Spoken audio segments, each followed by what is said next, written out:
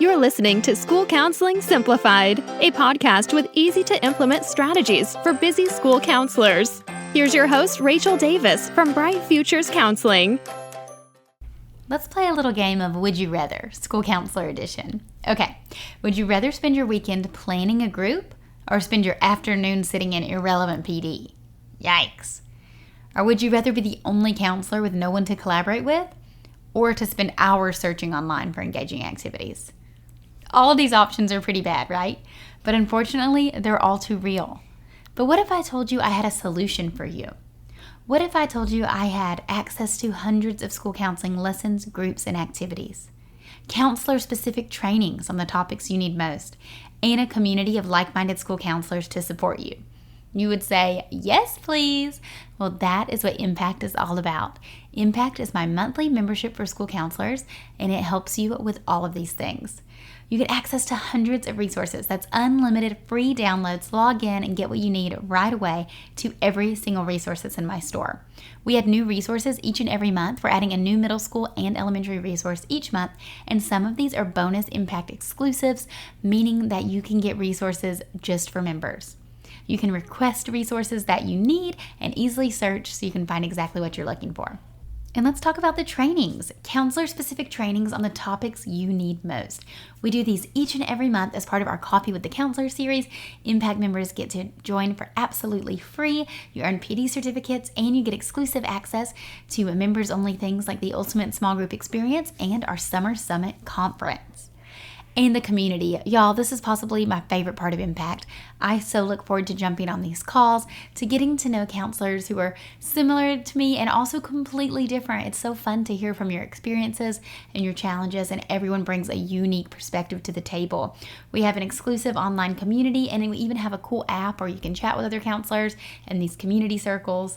We have our monthly calls, like I mentioned, twice a month, and we share wins, troubleshoot tough cases, and just talk about what it's like to be a counselor, because so often we're on our own island at our school sites. So if any of that sounds like it's for you, I would love to see you inside Impact. Go to stressfreeschoolcounseling.com/impact to solve all of your counselor problems. And I have a special offer for my listeners. Use code POD at checkout to save 10% off your first month. Okay, let's go to today's episode. Happy New Year. You're listening to School Counseling Simplified. So in today's episode, I always, struggle on how to kick off the new year on the podcast. What do we want to do? Do we want to talk about goal setting? Do we want to jump right into the stuff? I don't know. But I know for me, I always have organization and productivity on the brain, which is why I wanted to share with you some organization strategies for school counselors. Now, these are taken from Module 2 of my Stress-Free School Counseling course. So this is just like a little taste, a little teaser of what's inside that Stress-Free School Counseling course. If you aren't familiar with it, go ahead and check it out. I think you'll find it super helpful, especially if you're trying to establish some new systems this year. It'll really help you maximize your productivity so you can increase your impact and get the recognition that you deserve. So if you're interested in learning more about that, go to stressfreeschoolcounseling.com/enroll to check out the course. So like I said, this is just a little teaser of some organization tips to get you inspired and motivated to kick off the new year. Oh, and I also wanted to mention that if you are interested in Impact, that is my membership for school counselors. We are having so much fun in Impact. I love it so much. I'm so grateful for that community. If you've heard about it and you're curious and you want to join, if you join at annual, so you get the entire year, you will not only save some money, but you also get this course, the Stress-Free School Counseling course, for absolutely free included, as well as my other course, Stress-Free Class Lessons. So if you're on the fence about Impact or thinking about it, go ahead and do the annual, because then you'll get the course for free. Okay, let's check it out. Do you ever wish someone would tell you what you're supposed to be doing, when you're supposed to be doing it, and how you're supposed to be doing it? Well, I've got you covered with school counseling lesson plans for the entire school year. And the best part, they're absolutely free. Go to bit.ly/counseling lesson plans to download yours today. I hope you find these super helpful and you're going to have your best year yet. The first organization strategy I want to teach you is how to organize your caseload. Start by creating a spreadsheet of all of the individual and group students you see so you can keep track of everyone. I like to use Google Sheets for this because it has sharing capabilities and you can use it across different devices. You can customize it to fit your needs, but here are categories to get you started. Student name, teacher, grade, area of need, such as anger management, grief, social skills. Counseling type, whether it's group or individual. Who they're referred by, parent, teacher, self-referral. If you've contacted the parent, if you've sent the permission slip, if you've received it, if you've asked a teacher for the ideal time, and finally, if you've scheduled the session. You are likely collecting this information without thinking, but having it laid out makes it simple and easy to access. Here are some tips. Use different colors to indicate small groups.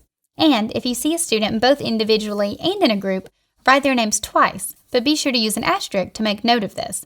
This way you don't double count them when collecting data later. Now that you've learned how to organize your caseload, it's time to color code your calendar. Can you tell I love color coding things? Use colors on your calendar to indicate the type of service that you're providing. This way, when you open up your calendar to start your day, you can see who you're seeing and how to prepare. Now, you can correspond this information with the caseload color. So, for example, if you're seeing an anger management group and their color is red on your caseload spreadsheet, you can also use a red on the calendar as well. If you want to get extra organized, a bonus tip is to use a red Google Drive folder to keep all of the anger management materials. You can separate the colors by the following services: class lessons, groups, individual sessions, meetings, duty, and any other reoccurring tasks you may have. I will share with you how to document services provided. You're likely already writing down and keeping track of who you're seeing and what you're doing with them. But keeping this information in an organized fashion will make your counseling life so much easier. I developed a digital counseling log spreadsheet to keep track of services provided. Let's take a look. It's pretty simple, yet highly effective. This spreadsheet keeps track of who you are seeing each week. Again, I like to use Google Sheets for this. Start by including the following columns: the date, the student name, area of need. So this may start to sound familiar as you did on your caseload spreadsheet. This would be anger management, grief, social skills, the counseling type, whether it's individual or group, the duration, which is the amount of time that your session lasted. The duration is important because while you could always look at your Google Calendar appointment to see how much time you scheduled them for, it isn't as accurate as writing the duration because the student could possibly be late, or you may have to factor in travel time to pick them up for class. Remember those buffers? And then you end up talking to them for only 20 of the 30 minutes. So the duration column ends up being more accurate than the calendar in the end. For the next column, talk about any strategies that you used with the student. So write a brief summary of what you did so you can remember it for next time. And in the notes column, you don't always have to write something here, but this is a space that you can use to share student temperament, important updates, or anything like that. Finally, the parent communication column. So I only write in this column if I spoke to the parent that week. Then I write the date and a brief note about what was discussed. So, for example, May 11th, Mrs. Brimmer called to share the results for Dana's psych eval and asked for an update on her behavior chart. Even if I'm meeting with Dana on the 12th, I would still indicate this because it happened within that same week.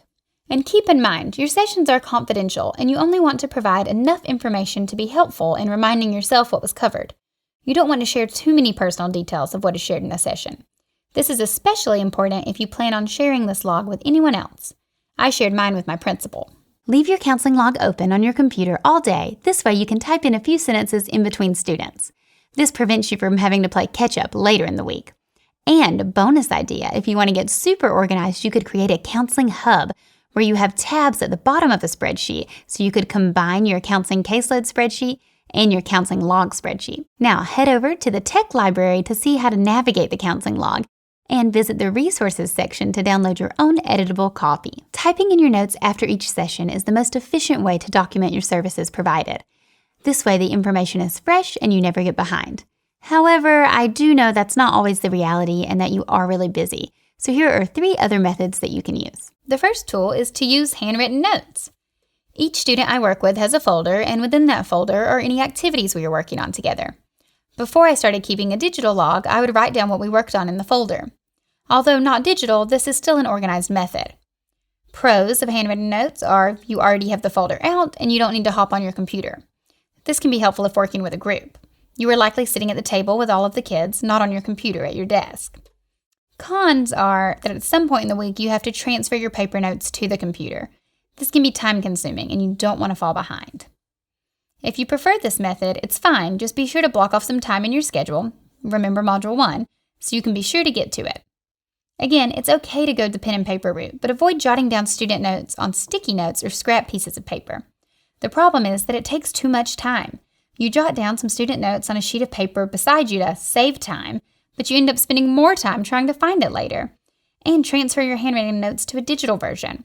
I'm so guilty of doing this, not to mention it's a potential to break confidentiality by having sticky notes everywhere for other students or teachers to see.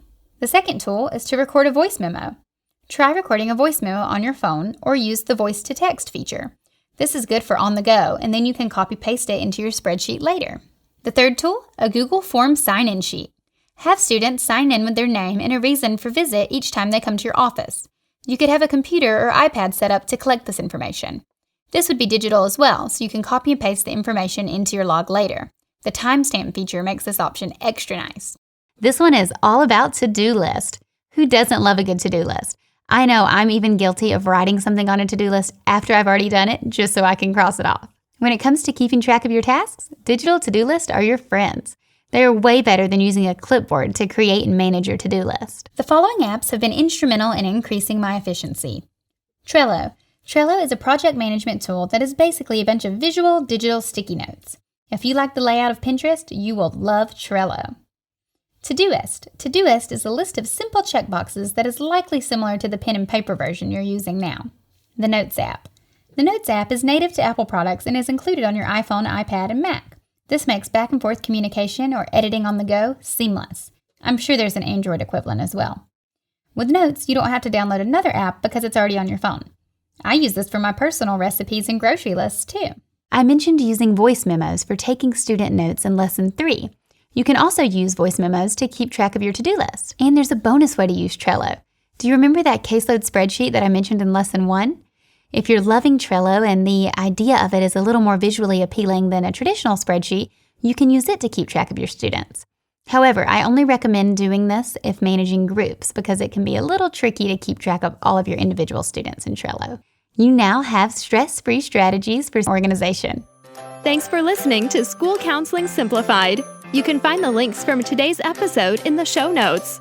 If you'd like to connect with Rachel, she's on Instagram and Teachers Pay Teachers at Bright Futures Counseling. Be sure to subscribe to the podcast so you don't miss any episodes of School Counseling Simplified. Talk to you next week.